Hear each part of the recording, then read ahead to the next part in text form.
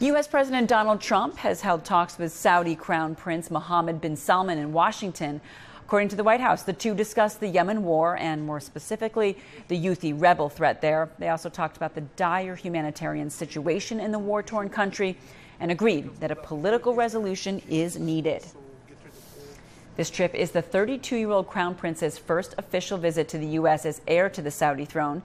CGTN's Rowie Rotenberg has more on what his trip will bring. Crown Prince, the visit of Saudi Arabia's Crown Prince, Mohammed bin Salman, also known as MBS, comes almost 1 year after the U.S. president visited Riyadh.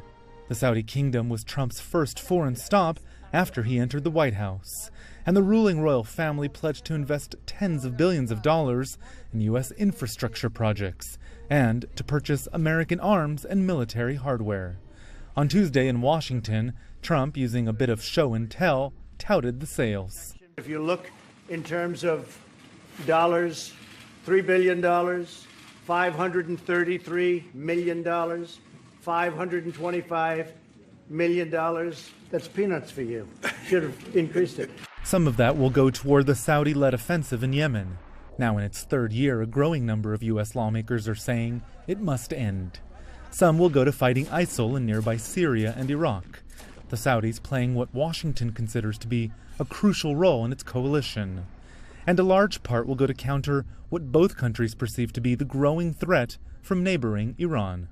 We are here today to be sure that we've tackled all the opportunities and achieve it, and also get rid of all the threats facing our both countries and the whole world. So I'm very glad to be here today. The Saudi prince is on a PR blitz, covering several American cities.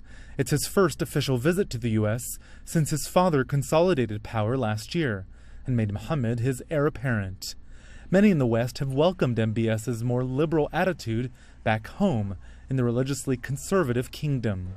He says he favors greater rights for Saudi women, like driving, and wants to reduce the overall power of the country's clerics.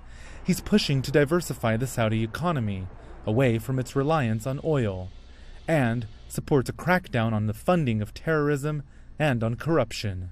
Though in November, a roundup of some powerful, wealthy players earned the Saudis a strong rebuke from Rex Tillerson, Trump's Secretary of State.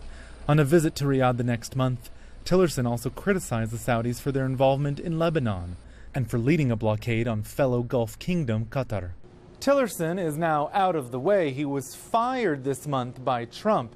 And on Tuesday, the Crown Prince had dinner not with Tillerson's current successor, but rather with the president's son-in-law, Jared Kushner. Kushner is charged with leading Trump's greater Middle East strategy, which includes isolating Tehran. On that issue, the royal family and the Trump family see eye to eye. Rowie Rotenberg, CGTN in Washington.